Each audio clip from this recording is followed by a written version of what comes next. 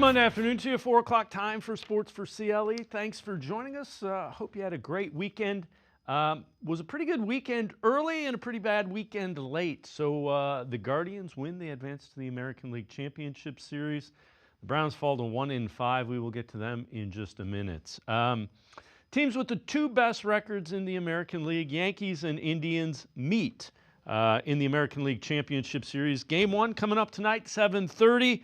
Couple of Yankee legends, Derek Jeter, Alex Rodriguez, with their thoughts on the matchup.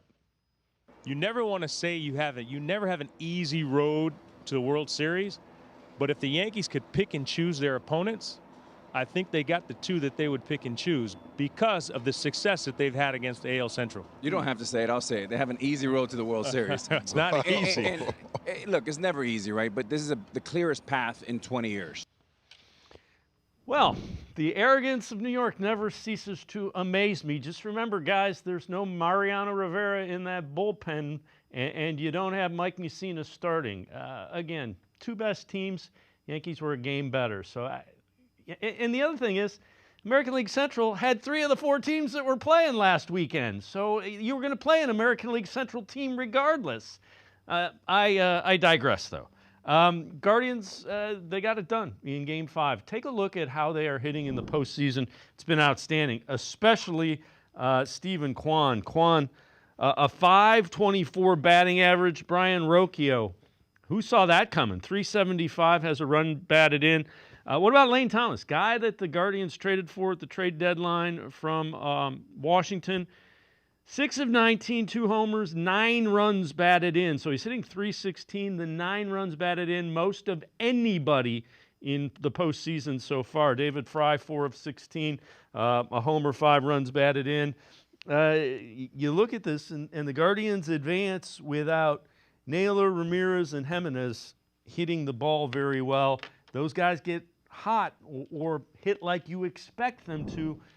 It could end up being really good things for the Guardians in the American League Championship Series. Well, Stephen Vogt, first-year manager for the Guardians, talked about Stephen Kwan and also the way he's hitting the ball against Tigers, also facing the Yankees with a spot in the World Series on the line. The way Stephen swung the bat this last series was fun to watch. He's one of the best complete hitters in our game. I mean, he's got power. He finds the barrel. He finds grass on the outfield. He's a good hitter, and he'll take what the pitcher gives you. And if you make a mistake, he's got the power to hit out of the yard. He's our spark plug. He gets us going, and he definitely did that in the DS. We worry about us. We've taken that with every series, all year long, and we can control what we can. And we know the Yankees are good. They've played us tough. This is a really good team we're about to go up against, but we're confident in who we are. And that's all we can control is us. So it's going to be a fun series, and we're really looking forward to it. Well, the other thing is, as team, Guardians are hitting .234 in the postseason, just one series. Yankees, just one series, hitting .220. So keep that in mind. Take a look at who is doing well for the Yankees. Giancarlo Stanton hitting .375, home run, 4 runs batted in. Had a couple of big hits that got them past the Royals. Juan Soto hitting .286, a couple RBIs. Their young shortstop, Volpe, .250. Verdugo, 3 of 14. Torres, 3 of 15. Aaron Judge is struggling in the postseason, and if he continues to do so, good things might be on the horizon for the Guardians. Just 2 of 13.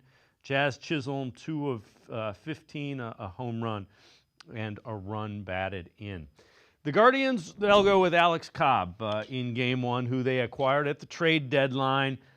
Pitched 3 innings in his first game back in a long time in the division series against the Tigers. Stephen Vogt explained the decision to go with Cobb in Game 1. He's lined up for it. He's on the right rest, and what Alex has done for us has been great. So we're excited to give him the ball in Game 1. Yeah, I thought, obviously not throwing a pitch in a game for 30, 40 days and coming back, and his stuff was there. The velo was there. The stuff was there. Alex has pitched in this league for a really long time, and we trust him to take the ball. Yeah, I think, obviously Alex and I have known each other for a really long time, played together, through the minor leagues, a little bit in the big leagues, and it hasn't changed a whole lot. We talk to each other the same way we did when we played together. I think there's a little bit of familiarity there, and I'm myself. I don't I don't act any different than I did as a player. I'm the same person that I've been and always will be. So we have a great rapport. I trust him. He trusts me, and it's been a lot of fun having him. I think, even though it was only 3 innings in the DS series, it helped a lot to get back into that game action and, feel the adrenaline of the postseason, and we'll be able to take that into my next start. It's really hard to articulate what it is that a game situation does for you, but you can go through all the bullpens, live BPs you want, but until you get the adrenaline, the consequences of an actual game, it's hard to sharpen your stuff to that degree. So, being out there, maybe being a little bit quicker with your delivery than you normally would in a bullpen or a live BP. Those are all things that you just got to be out there to feel and to experience. So it just gave me game reps. Even though it was only 3 innings, it was game reps, and I'll take all the reps I can at this point. So here is how the Yankees have done historically against Alex Cobb. Remember, he's been in the league quite a while, in baseball quite a while. So Stanton is 2 of 14, has hit a home run. Judge, 3 of 12, has hit a home run. Soto hits him pretty well, 7 of 11, a couple of home runs. Gleyber Torres, couple of home runs, 4 runs batted in. Verdugo, 3 of 7 in an RBI. Cobb talked about just some of the challenges that this Yankees lineup presents. Top to bottom, they're experienced hitters. Obviously, the ballpark itself presents its own challenges. So, trying to keep the ball on the ground is big here. Trying to keep the crowd out of it's going to be big. Obviously, you want to not let the big 3-4 guys to beat you, but the bottom of the lineup presents its own challenges as well. So it's we know we got our work cut out for us, and we've the catching staff here and the coaching staff always put together excellent game plans, and you pitch your game, and then in certain situations you need to make a pitch or two that you've gone over that situation, and you just leads to just executing it after that. Carlos Rodon in Game 1. Former MLB pitcher Dan Plesac with something to keep an eye on when Rodon is pitching tonight. This from the MLB Network. Okay, what is the key to Rodon? This is his start in September against the A's. On point, right? Hitting the glove. He was as good as I've seen him, on command, everything right on line. First thing that jumped to me is, well, what's his key? Look how quiet his head is. Look at his head going straight on direction towards home plate, right? Everything is going towards home plate. Now let's fast forward to that experience in Yankee Stadium. Watch his head. Everything violently pulling to the third base side of third base. And so you're like, wow, so what happens? Your head's going towards third base, your body's going towards home, you're throwing away, you're running away from the strike zone. So you compare the two, watch his head here, going towards third base. And then when you join these two together, you see when he's good, his head is on line and on target. And look at that start against the Yankees. Wild. So that, to me, is the key for him. The chin in your body's going to go where your chin directs you. Would that be a sign of overthrowing? That's exactly what it is. You're overamped. And at times he tries to overpower the ball. Right? He has to try really hard to throw 97. When he stays within his mechanics and he takes his chin right on line towards home plate, he's in the strike zone. And control is an issue with Rodon. Not a huge sample size of Guardians who have faced him in his time in the big leagues. Jose Ramirez, plenty of at-bats, more at-bats than anybody else against him. 10 of 43, 5 runs batted in. Nobody has hit a home run against Rodon, who career-wise, who will be facing him tonight. Naylor, you see 2 of 10, Thomas 1 of 5, and Quan and Hedges a couple of at-bats, and no hits. Rodon talked about facing this Guardians lineup. Game 1 just set the tone. Looking forward to looking forward to being out there again, feeling the energy, and just giving my team the best chance to win. Yeah, I mean, very, very good lineup. I've faced Cleveland before in the past. I didn't face them this year. As we know, Jose Ramirez is one of the better players in our game, so that switch hitter is that's going to be a pivotal part of their lineup. I think they have some guys. I mean, Stephen Kwan hits lefties just as well as he hits righties, and puts together some good long at bats. I've faced him before. I mean, it's a formidable lineup, and it's very good. I mean, they wouldn't be in the ALCS for no reason. So I mean, it's going to be a fun challenge, and a lot of respect for that Cleveland team. And Rodon, again, a lot of strikeouts, a lot of walks as well. Aaron Judge, mentioned earlier, has been struggling in the postseason, has a history against Cleveland in the Guardians/Indians. Here is the postseason history versus Cleveland. 49 at-bats, so 2017, the ALDS, 1 of 20. 2 RBIs, 16 strikeouts. Wild card, there was 2 games in that one. 1-9, a home run for that hit, 2 RBIs, 4 strikeouts. ALDS in 2022, 4 of 20, hit 2 homers, 3 runs batted in, and 11. You see the totals, 6 of 49. 3 of his 6 hits have been homers, and he has struck out 31 times against Cleveland, and Carl Willis has been a part of those staffs that have handled him reasonably well. Again, Judge has been struggling, and if he continues to struggle, that is definitely something that the Guardians pitchers want to see happen. David Fry, who had a couple of really big hits, had that safety squeeze that scored a run after he had a 2-run homer. Talked about facing the Yankees in the American League Championship Series, as well as the atmosphere for baseball in Cleveland in the postseason. Yeah, they're a tough team. Obviously, they got the 2 big guys in Judge and Soto, but they have a deep roster, really good pitching staff, some veteran starters who have been around a little bit. But it'll be a really fun series. They're a good team, and we're excited for it.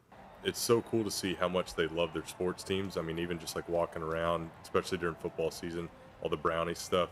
But it was really cool to feel how, like, the atmosphere that we had in Cleveland this past postseason series. Obviously, I wasn't here in 22 when they were in the playoffs, but guys are kind of like, hey, you'll be surprised how loud it gets here. And it was, like, there was just that different feel, and you could just, I mean, good, like, baseball feel, too. It wasn't like you need a scoreboard to tell you, hey, it's time to get loud. It's like, no, they know there's 2 strikes, 2 outs. This is a big moment. A guy moves a runner over. The fans know that that's a good baseball play, and they're getting fired up. All right, before we turn our attention to the Browns, let's head to the voicemail of Truth and Reason. Hi, this is Rico. I'm not wasting any more of my time watching this farce of a team. My whole energy and focus will be on the Guardians. In Cleveland, we're looking for a winning organization. Well, we got one right here with the Cleveland Guardians. That team shows heart, grit, and a never-quit attitude. Did you know the Yankees versus Guardians is actually the most played playoff matchup in baseball history? As far as interconference goes, it's been the Yankees and Indians/Guardians. So for my sports life and my sports spirit, I'm going to put all my energy and focus to the Guardians. I don't even want to waste time with the Browns. It's the same thing over and over and over again with the clowns. Thanks.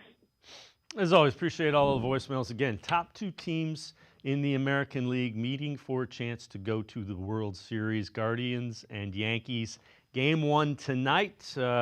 We'll have plenty of that series reaction and set the stage as the American League Championship Series continues. We're going to take a quick timeout. Other side of the break, we turn our attention to the Browns. Scott Petrek, Browns beat reporter, straight ahead. Stay with us. Come back to go forward. Back to learning new things. Back to pursuing your dreams. Tri-C has flexible learning options to fit your life. And every year, more than 1,000 local companies provide Tri-C students with real-world learning. The right education can boost your lifetime earning power by hundreds of thousands of dollars. Start now with a college education you can afford. Tri-C, where futures begin. You know what I think? I don't think you have the stones.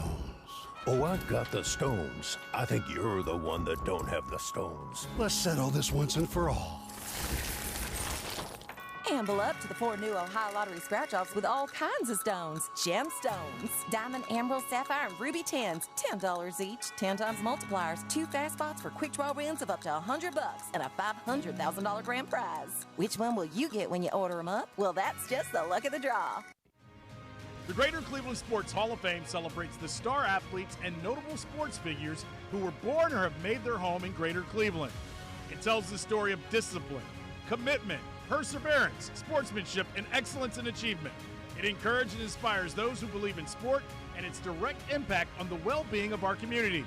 Go to clevelandsportshall.com or follow us on Twitter at GCLE Sports HOF for more details.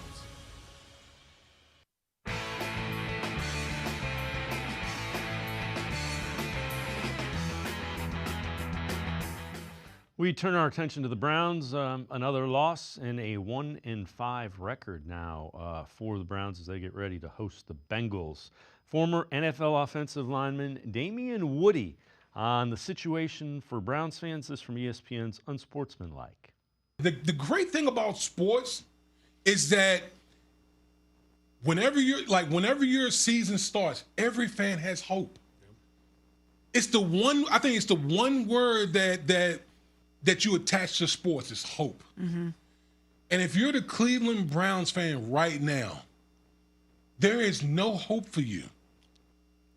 Nowhere in the near future. You are tied to Deshaun Watson for what, the next 3 years? Mm-hmm.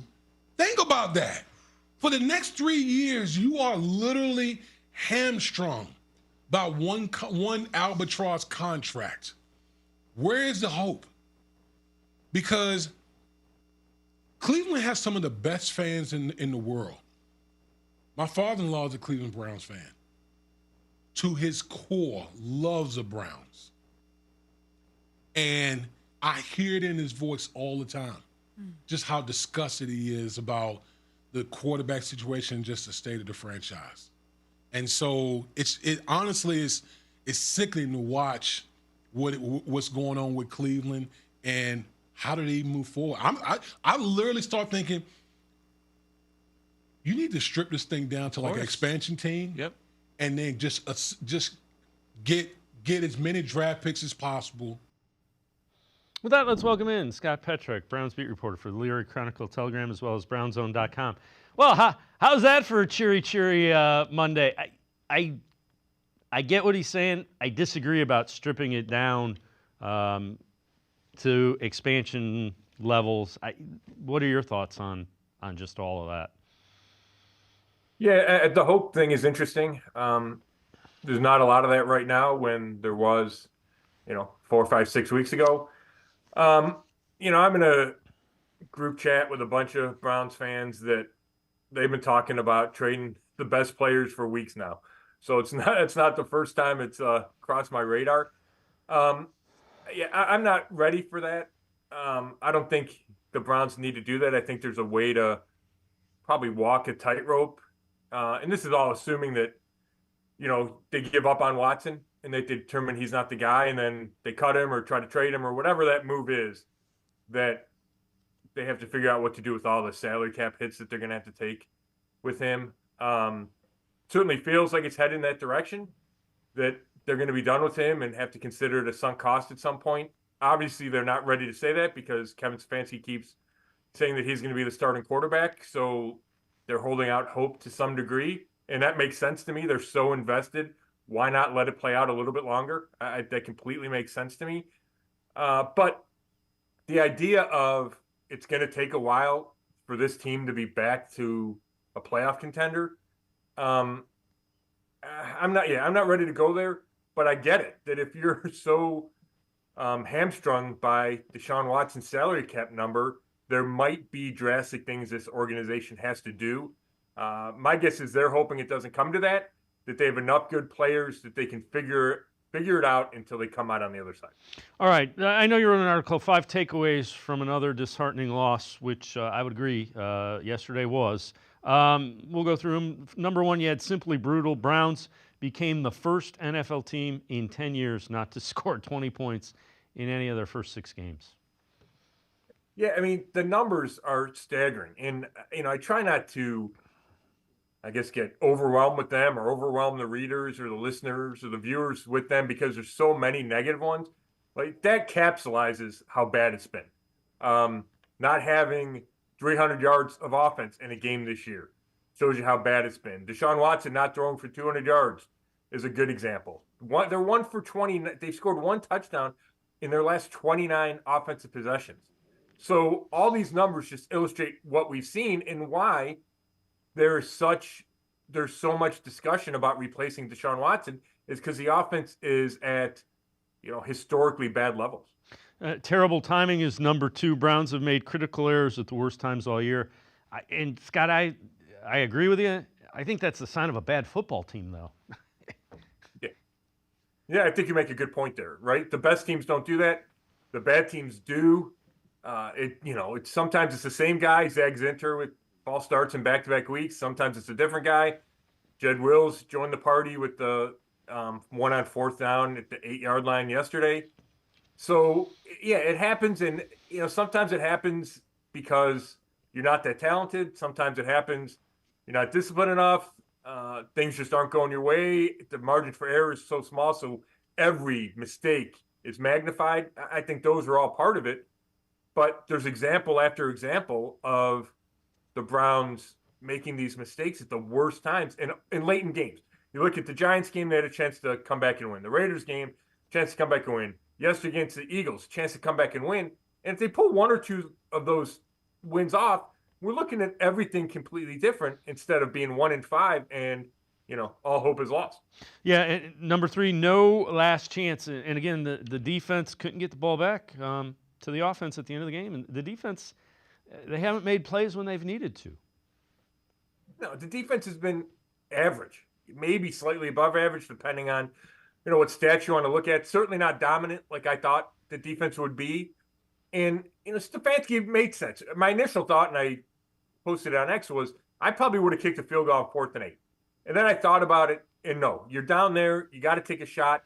If you score, maybe you go for 2 and win the game right there so it doesn't take a second possession, because I'm thinking originally, well, I'll kick a field goal, you need another 2 possessions. But maybe you didn't. Maybe you go for the win right there. But then once you get the second false start on Wills, it made sense to me to kick the field goal. And you should be able to trust your defense. And there's almost 4 minutes left. It's not like they can only get 1 first down if they're the Eagles. But yet they get 1. And then they go deep. And, Greg Newsome is right there, but he just can't make a play on the ball. It's a good throw, good catch. But, you'd love a first-round cornerback to go break that up. And then maybe we're talking about a, crazy finish to win the game. So the defense just hasn't been good enough. And it's not the biggest problem with this team by any stretch, but it hasn't been what the Browns needed to be. Yeah, it isn't the solution that you were hoping it would be while the offense struggled. Baby steps. Browns made strides against the Eagles. Might be able to build on the progress. Yeah, Watson was better in the second half. Still not great. 11 for 12. Not huge numbers. I thought the throw to Amari Cooper on a 3rd and 10 slant was, I was going to say the best throw I've seen him make this year. That might be an exaggeration. There might have been a couple better throws in that Jacksonville game. But regardless, it was a really good throw at a really big moment. They ran the ball better in that game, and they committed to it. And if they have any hope for slowly turning this sinking ship around, or whatever analogy that I'm trying to get to, it's you got to run the ball better. That takes pressure off Watson. It takes pressure off the struggling pass protection. And they committed to it yesterday, and they ran 25 times for 100 yards. First time they got to 100 yards this year. I thought that was a step in the right direction. All right. And then before we go to break, your 5th one in the 5 takeaways. One shining moment. Only reason the Browns were in the game was because of Myles Garrett field goal block and Rodney McLeod taking it in. Yeah, it gets lost because they lost. But I hate to gloss over it because it was such an impressive play. We've seen Myles Garrett do before, but he did it again. Huge time in the game. Gets them back to 10-10 when they had no juice at all offensively. Get back into the game. They get the ball to start the 3rd quarter. So huge play.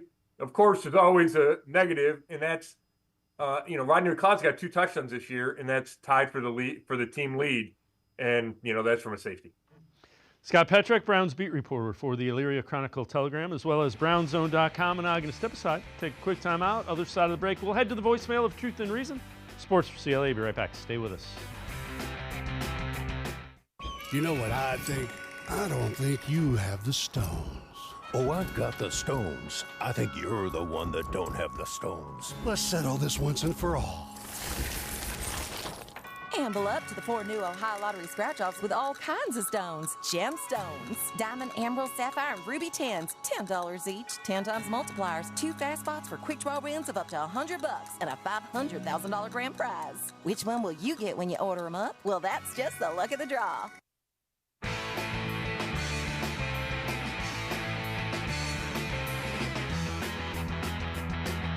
We continue talking Browns with Scott Petrek, Browns beat reporter for the Elyria Chronicle-Telegram, as well as BrownsZone.com. Let's head back to the voicemail of Truth and Reason. You all know how it is when a bully sees you with your big brother and the bully won't mess with you, try to take your lunch money. But as soon as they see you without your big brother, they come bully you and beat you up and take your lunch money. That is exactly how things are when Denzel Ward is not on the field for Greg Newsome and Martin Emerson. As soon as Denzel Ward leaves the field, opposing teams go right at Emerson and Newsome and take their lunch money. I don't know what has happened to both of them, but they're not playing well. And with the way that things are going, I think about trading one of them and possibly giving Cam Mitchell some reps on the outside. Those are my thoughts, but keep going and keep watching this team. Go Browns. As always, appreciate all of the voicemails. Scott, yeah, I can't argue. I can't argue with that. Martin Emerson is one especially. I thought he was posed to kind of have a really big time breakout year, and he struggled. Yeah, I never had a brother, but I get that analogy, and I think it's correct that we see it in all kinds of sports, right? If it's probably not only sports. If you lose a guy out of his position and everybody's got to slide up a notch, then things are exposed. And I still think Martin Emerson Jr. is a really good player. I think Greg Newsome's a good player and legitimate NFL guys. But when you don't have your number one lockdown guy out there, then you're asking a lot of Emerson. You're asking a lot of Newsome. And, I like Cam Mitchell. I don't, the coaches obviously think that Newsome's better right now, and I think that's probably true. I think Mitchell feels like a slot guy to me, and Newsome's got some versatility inside and out.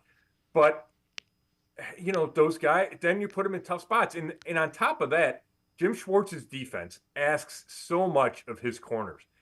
They play a ton of man, and if the pass rush doesn't get there in time, those guys can get exposed. And I think we've seen that a lot this year, where they need the pass rush to get home faster, to take just a little bit of pressure off these guys, a little bit of responsibility.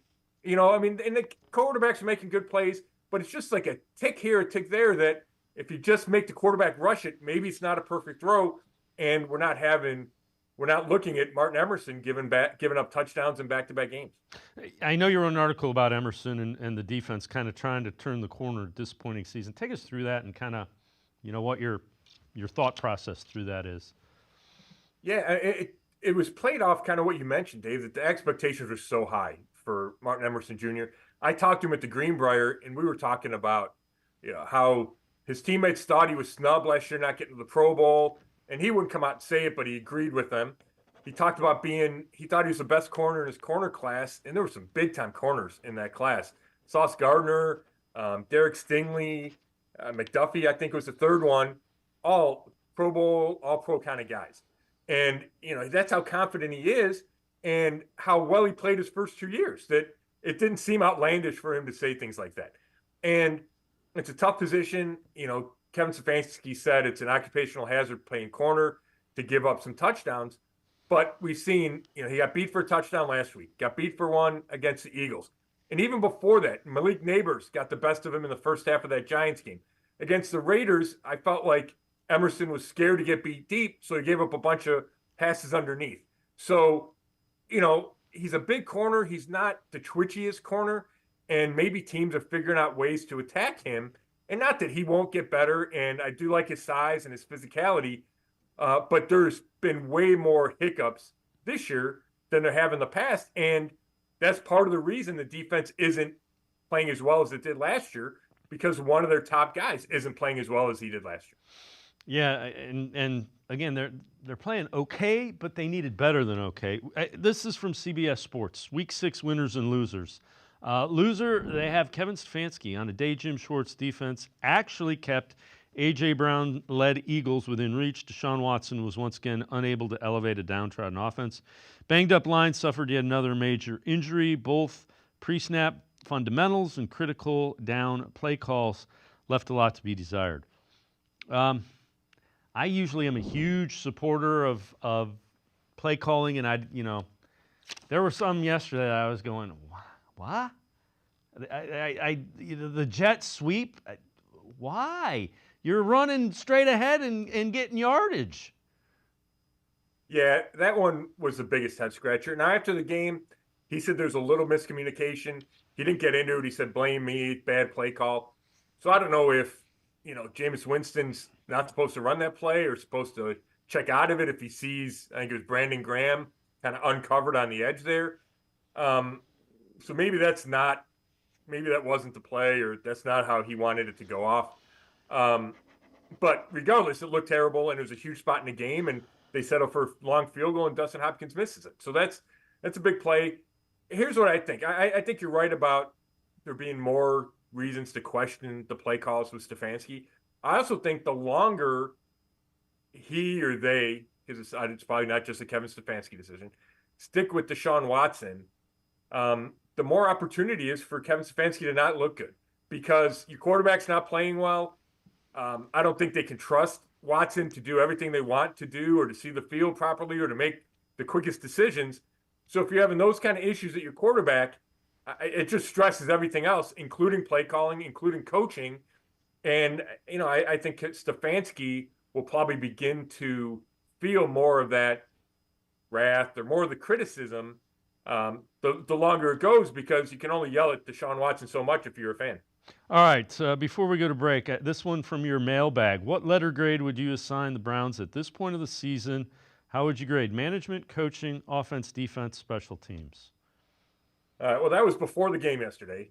So I went D for the team. It's probably D- at 1-5. Management, I don't remember. It wasn't even. It was like 30 hours ago. I can't even remember. I think it was a C-. I gave management. I'd be willing to drop that to a D. I think coaching has been average. I think I'd give coaching a C. If you want to argue it should be lower, I could take that. Offense is an F, and defense is about a B-.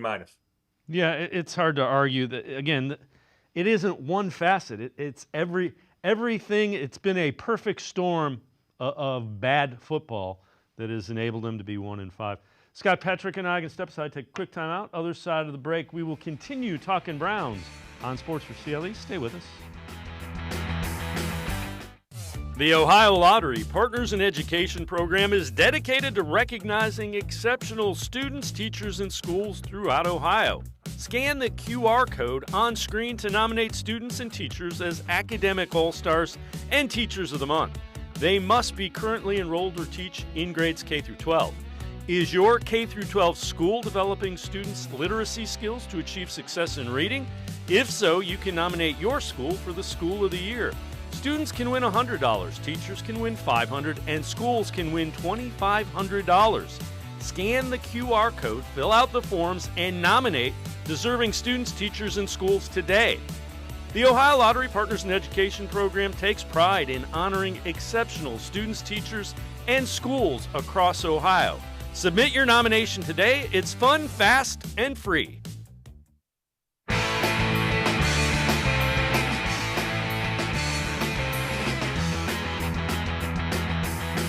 We continue talking Browns with Scott Petrick, Browns beat reporter for the Elyria Chronicle Telegram, as well as BrownZone.com. Chris Sims, former NFL quarterback, talking about what he's seen from Deshaun Watson of the Browns offense. This from NBC Sports Pro Football Talk. It's ugly to watch. And it's an offense that, with Kevin Stefanski It's a good offense, but it's dependent on the run game, and it's never been able to be totally dependent on just pass game and the quarterback that way, right? So I've never looked at it quite that way, but with their offensive line being banged up and no Nick Chubb, they can't do that, and now it puts more of a spotlight on the passing game and Deshaun Watson, and it's just... yeah, it's bad decisions. It's holding the ball. It's underwhelming throws. I mean, again, like you'll see, and maybe cut to the wide shot here. Like I look at things like this. Most quarterbacks sit here and throw the ball, and they're upright, and their arm comes through. And this, you heard me in the viewing room yesterday. I was telling he has throws in the game where he looks like he is throwing off a mound. He throws the ball and ends up in a bent-over, followed-through position like he just threw a fastball off a mound in the 9th inning of a Yankees game. And that's just, there's things there that it doesn't look right psyche, it doesn't look right physically. There's nothing to be positive that's positive about the Cleveland offense right now. Yeah, Scott, when I look at this, and again, they're just not physical. I'm used to them being physical on the offensive line. And they're not winning that battle. Week in, week out, they're getting beat. Yeah, I think that's probably true. Injuries are a factor. Don't have your center. Yeah. But he was getting beat early in the year too. Guys aren't playing up to their previous levels, whether it's Posick, DeJuan Jones, specifically those two guys.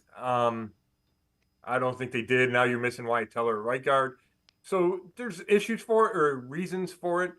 But you're right. But I also don't think there was a commitment early to run the ball as much as they have in the past. That was part of the decision to go spread and go shotgun and let Deshaun Watson, be Deshaun Watson and throw it all over the field. And he's just not capable of doing that. And, you want to call that an organizational failure to try to put so much in Deshaun Watson's hands. You can do that. I think that's completely fair. And when Sims talks about, Stefanski's never had just a great passing offense or however he phrased it, he's also never had a great quarterback. And I think those things are tied into each other. So, if he had Pat Mahomes or, Aaron Rodgers in his prime, I think Stefanski could figure out a way to throw it 45 times and be successful. But he hasn't had that kind of quarterback, and he still had success. Now he's got a quarterback just playing at such a low level that there's not much you can do. And I think this is not to absolve the line of all its responsibility, but I think when your quarterback is playing so poorly, it affects every part of the team. It's hard to argue with that. I know, I believe it was you asked Kevin Stefanski today about potentially turning to Jameis Winston to give the offense a spark. I think it's just important that we continue to do everything we can to play good, sound football. I think there were moments of that, obviously, yesterday.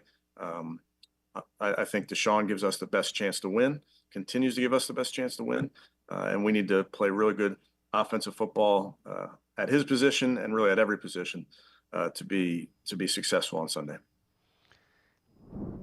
The one thing I keep coming back to, Scott, is if you keep the play caller the same, the quarterback the same,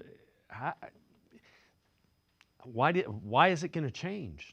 How's it going to change? Yeah, that's a great point. And finally, we had a legitimate answer from Kevin Stefanski.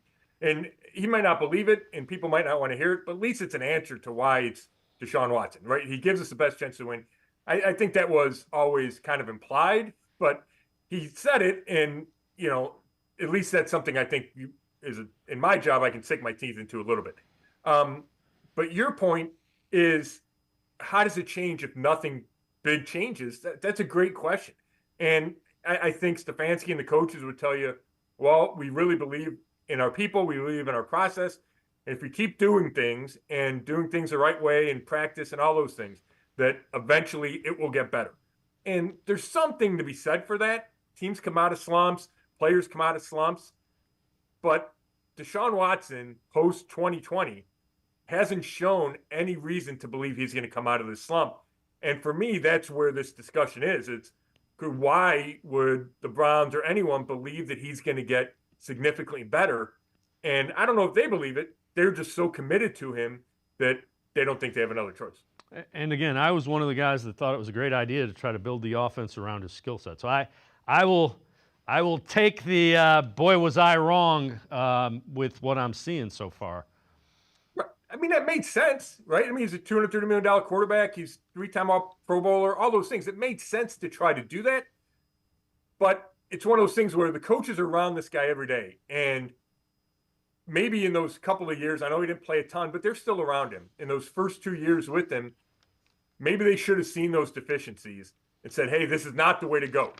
But instead, I think it was, okay, we think we can save this guy. We think we can, we can get him to be as successful as possible. So I understand the thinking, but the execution has failed, and now you're stuck. Scott Petrak, Browns beat reporter for the Elyria Chronicle-Telegram, as well as BrownZone.com. And I'm going to step aside, take one more time out. Other side of the break, back to the voicemail of Truth and Reason. Sports for CLE. I'll be right back. Stay with us. Come back to go forward. Back to learning new things. Back to pursuing your dreams. Tri-C has flexible learning options to fit your life. And every year, more than 1,000 local companies provide Tri-C students with real-world learning. The right education can boost your lifetime earning power by hundreds of thousands of dollars. Start now with a college education you can afford. Tri-C, where futures begin.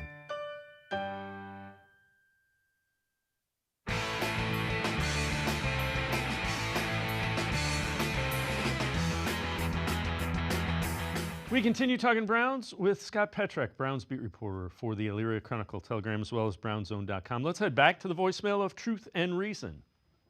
Very disappointed Browns fan here. Very excited Guardians fan, Ohio State fan as well. My only call out is for the Browns offense is that we need a complete and total overhaul, be it Watson, be it Stefanski, be it play calling. We are taking baby steps in the right direction for the defense. It's starting to come back around. You're even seeing some bright spots with the offensive line, even though there's still a lot of undue and due pressure on Watson as far as how long he holds the ball and as far as the defense is holding. The offense overall just looks bad and discombobulated. There's no rhythm. They're not doing anything to fix it. And I'm an advocate of the fact that if you look at history repeating itself, Baker had a lot of these same issues, and I'm starting to wonder if it's Baker, if it's Deshaun, or if maybe the common factor between the two of them is the coaching, which is Kevin Stefanski. Maybe it's time to take that play calling away from him. Have a good day. Appreciate you guys as always. Go Guards, go Cleveland. Let's turn this ship around. As always, appreciate all the voicemails. Scott, the one thing I would say is they're trying to run different offenses between Baker and Deshaun. I mean, what do you do if you're in those rooms, in those meeting rooms? What are you saying? I don't even. I'm completely at a loss because there's nothing there. Yeah, it's got to be tough, and I'm sure they point out all the mistakes and then go to work trying to fix them. But it's hard when I know plenty of those mistakes are your quarterback not seeing it. So, we've all seen the examples of guys running open, so you can point that out. But if you're the guy not getting the ball thrown to, or you're the lineman blocking his butt off, and then you go, well, our quarterback's not seeing this guy. Or when he sees him, he bounces a throw, or he throws it out of bounds, or whatever. It makes it really difficult. To talk to the caller, I don't think the Baker and Watson situations are the same. I've seen Baker clips this year, right? I've watched games and seen highlights, and I always felt like Baker kind of knew where to go with the ball. There were issues with Baker, and it didn't always work, and he and Stefanski had some issues between themselves. But I felt like he was smart and knew where to go with the ball a lot of the time. And I'm just not seeing the same thing out of Watson. And my final point is, people forget, and I get it, prison of the moment, I get 1 in 5 is bad, and people want things to change. This is the same coach that called the plays last year when Joe Flacco threw for 300 yards a game.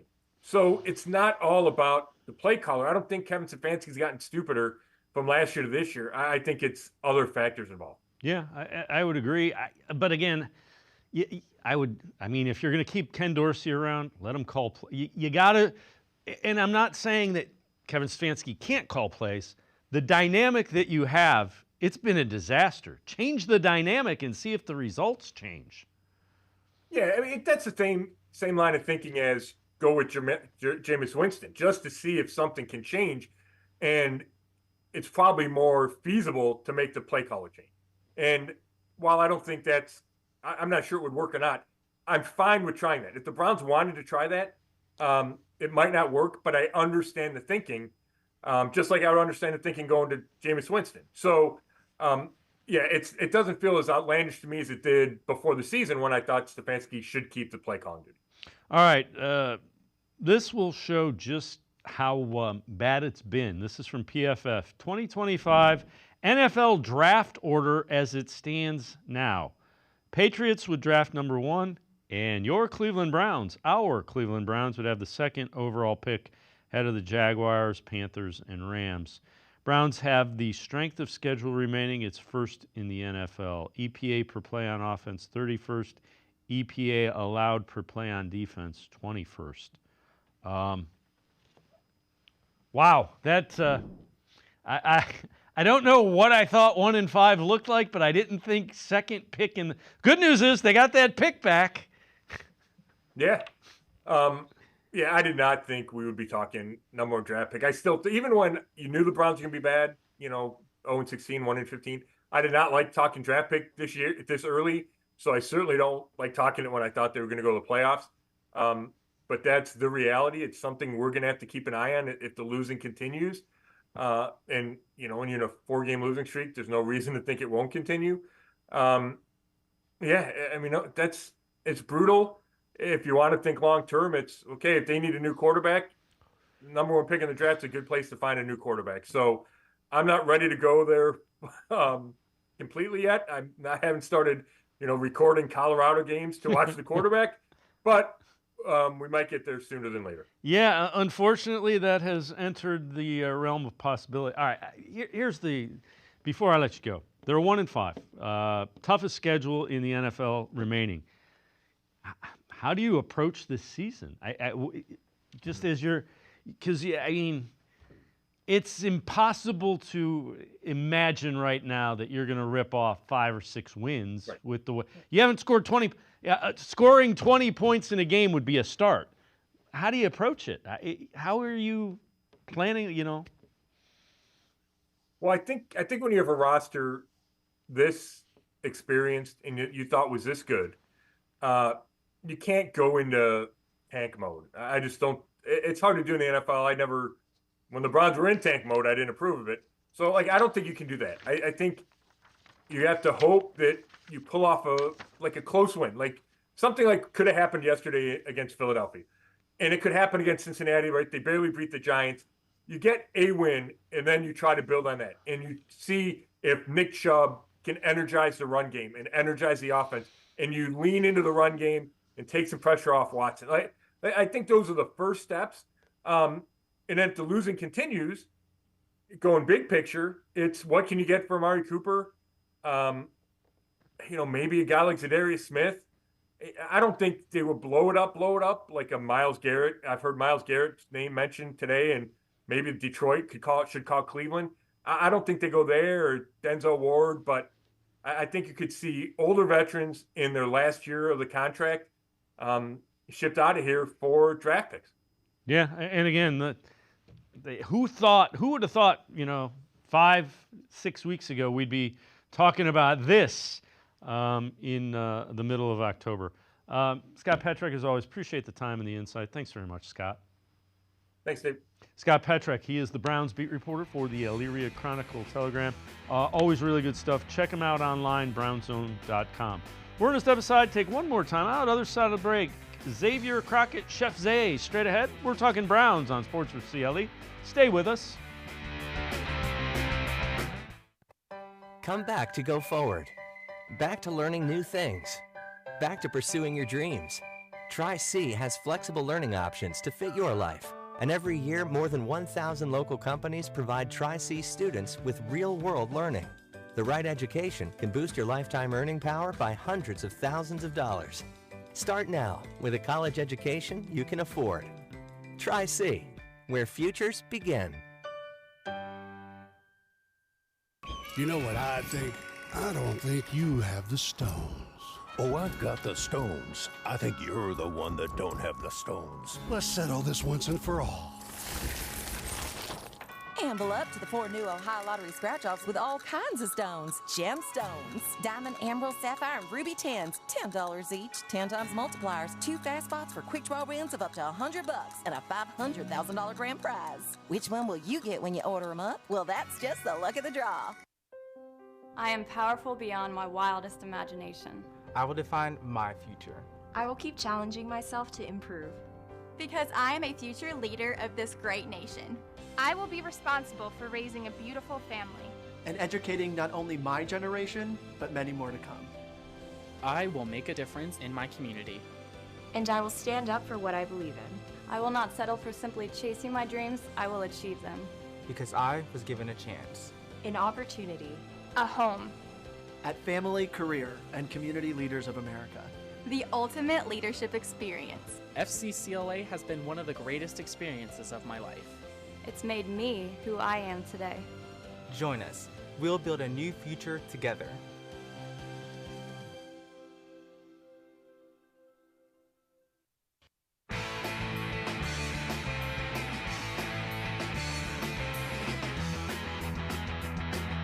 We continue talking Browns on Sports for CLE. So Jerome Ford banged up. Deontay Foreman and Pierre Strong put together a pretty good performance on the ground for the Browns. They averaged 4 yards a carry, totaling 100 yards. Foreman talked about trying to build on that performance in the run game. We kind of knew what we wanted to do as far as the running game, and I feel like we made the best of our opportunities. And I feel like the more we do it, the better we'll be. And, just try to stay consistent with it. I think that's the main thing. I know what our room brings to the table. Each and every guy in that room has the ability to go make plays and be effective in the run game. So I definitely think that we should, try to get that going more and try to be more consistent with it and just see how it opens the game up for us. With that, let's welcome in Xavier Crocker, Chef Zay, the Crockpot podcast, as well as a writer for ClevelandCom. Chef Zay, I watched the run game with Foreman and Strong, and I'm like, where's this been? I mean, why did it take somebody getting banged up to get these guys more carries? That run game looked better than it has in a while. I'm still calling where is it at now? I mean, we didn't see a run inside the 5-10 yard line for back-to-back weeks. I don't know why we are so anemic to the run game and why we refuse to just let the running backs do their job. But instead, when we get down in the 10-yard line, we like to go design runs to a quarterback instead, as if we have Lamar Jackson back there. It's puzzling to me, and I wish that we would just run the ball, because it seems as if everybody's kind of pleading to it. Every interview here with the linemen, the running backs, Deshaun Watson, it's like, yeah, the running game opened up the pass offense. So maybe we lean on it a little more this week. Yeah, again, you know what? As I watch this, and I've said this a number of times, our offensive line does not look physical anymore. I used to think they were, and I get Teller's out and everybody. They're not physical. They're finesse, and finesse in the NFL usually doesn't work. I mean, I don't know what really happened, because even when Teller wasn't, it was still Posick, Teller, and Joel. They've been here for years on end, so it's crazy how big of a loss Callahan was. And, we're seeing it now. And the reports all this offseason were, the line looked as bad as it's ever been in over a decade. And here we are 6 weeks in, 1-5, and it's stayed true. So, I don't know. They got to do something fast. Yeah, trust your eyes when you see bad. NFL Week 6 grade, CBS Sports. Browns, they give them a C-. Browns have only scored 1 touchdown in their past 29 offensive drives. That's simply not going to cut it in the NFL. The nightmare season continues for Cleveland. When I look at, I've watched it. When I look at it, 1 touchdown in 29 drives. Wow. There's no faith when the offense is out there. I do my live streams every game, and a lot of people were in chat like, Chev, be happy, be cheerful. There's still hope. There's still hope, and it's just like I feel hopeful when our defense is on the field, but the second our offense goes out there, it's just like, oh no, what can they do now to get off the field as quick as they possibly can? And I'm searching and looking for the signature Kevin Stefanski drive that we typically see at least once a game where he orchestrates a 9, 10, 11 play drive and it takes off 8 minutes, and it just hasn't been that. And I think the thing that makes me most upset is the back-to-back weeks that we just can't find a way to punch it in the end zone when we're right there. I mean, you can't get any closer. You can maybe get 3 yards closer than what we got, and we still can't find a way to get it in. So I just need a change. I just need something different right now because clearly what they're rolling out there week in, week out is not working. Couldn't agree with you more. It's either got to be play caller, offensive coordinator, quarterback. You can't keep those dynamics all the same and expect, well, we're going to do something different. And now even the scripted plays aren't working. I mean, that's what I'm saying. Like we are so used to getting at least an opening drive of Kevin Stefanski, and we haven't even got that. And I just don't understand why or how it happened in literally overnight in one season. Like it'd be different if there were signs that you would see it, but we went from being in the AFC North trying to win it and going to potentially the AFC Championship game to sitting here at 1-5 and potentially having the number 1 pick in the 2025 draft. How does that happen overnight is my question. Yeah. So bold ideas for the NFL struggling teams that they must consider to salvage their season. This from the Bleacher Report. Browns bench Deshaun Watson. Would the Browns fare any better with Jameis Winston and Dorian Thompson-Robinson under center? Maybe not, but it's worth trying to make the change. Cleveland has too talented of a roster to be playing this poorly, and it's not as if the team didn't watch the offense take off with Joe Flacco under center not that long ago. I can't argue with that, and I have been one of the big, Deshaun Watson supporters. I think the difference between Joe Flacco and Jameis Winston isn't that great. They both have strong arms. They're both going to put the ball in harm's way, and I think Jameis Winston is more mobile than Joe Flacco at this point in his career. So, yeah, I'd sign up for Jameis Winston. I mean, I think we will all sign up for a dose of Winston energy. That guy brings, he can give it to you with his energy. And that's exactly what this team is missing right now. I talked about it earlier today when I went live, and, I said this team is missing leadership. The one thing that Joe Flacco had, and you didn't bring back the leadership. He was the leader in this locker room that allowed other players to lead in the way that they do.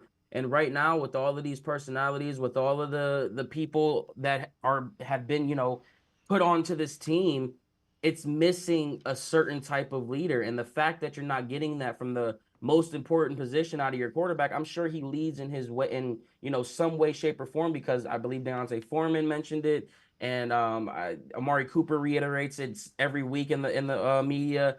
So I'm sure he's leading, but the type of leadership that we need right now, we're just missing it. And, you had an opportunity to bring that guy back last year. You didn't do it. And I think the one thing that Jameis Winston can do is lead these guys into a direction, whether it be hell or water, because, Jameis Winston will get you fired up anyway, and he'll lead you off a cliff if you let him. All right, before I let you go, NFL Week 6 questions and takeaways. This is from ESPN.com. Did the Browns find a running game they can build on? Despite losing Jerome Ford to a hamstring injury, they ran for 100 yards for the third time, averaged 4 yards per carry. Nick Chubb's looming return. Can the Browns lean into their ground game? Eye-popping stat, and this one's scary. Browns have been unsuccessful on their past 26 third down attempts with Deshaun Watson at quarterback. Midway through the second half, they converted back-to-back third downs at the end of the third quarter, start of the fourth. Describe the game in 2 words: missed opportunities. Browns got great effort from their defense and special teams with chance to score a game-tying game. Penalties surfaced again. The defense, they were all right. They didn't get the ball back at the end of the game. This is a total team meltdown. I don't think you can say, well, the defense is playing great. At 1-5, they're doing what bad football teams do, making mistakes and not making enough plays. You know, what bad football teams do is they find ways to lose. And unfortunately, the story of the good teams, we were a good team last year. We found ways to win. That's not the case this year. We're a bad team. Every time the opportunity presents itself in our face, it's a penalty or a holding call, or we're not a missed assignment, or too many guys in the huddle, or whatever the case may be. You just find ways to lose. And, you know, you mentioned that abysmal third down stat. You know, you don't do yourself any service when you're putting yourself behind the chains 12 yards. I mean, you start out at 1st and 10 and you're averaging 3rd and 11 and 3rd and 12. That's a recipe for disaster in itself. So can you lean on the run game? They should have never stopped leaning off the run game. They've been showing us and foreshadowing this for, you know, the past couple years now, that they wanted to air the ball out 35, 45 times a game. And unfortunately, it's costing us, because the strong suit that this team has always been has been the run game. And the fact that they're not leaning on it when you're 1-5, it puzzles me, man. Yeah, and I'm with you. The other thing it does is you are no longer the physical team that you were, because you don't run. How do you get physical? You run the football and you get guys pushing people around. They don't do that anymore, so they're getting out physical. Mm-hmm. You're putting the defense and the offense behind the 8 ball, and you're giving the defense, the opposing team, the opportunity to just tear you apart. I mean, the biggest thing that I take away from that inside the 5-yard line play when we were at the 8, you're in a 3rd down, 4th down opportunity in an empty set 5 spread, and you know you're gonna get blitzed. When and out of all these games, do you not know that the teams aren't going to blitz you on 3rd and 4th down? They've been doing it on a consistent basis. So there have been across the board opportunities that we have not been put in to win, and that's what we need to change. Like, at least give us the opportunity to go out there and win. Chef Zay, as always, appreciate the time and the insight. Thanks very much, Chef Zay. Brian, have a good day. All right. Xavier Crocker, Chef Zay, check him out. The Crockpot podcast. He also writes for ClevelandCom. As always, really good stuff. It's going to do it for this edition of Sports for CLE. See you back here tomorrow at 4 o'clock. Have a great night, everybody. See you tomorrow at 4 on Sports for CLE.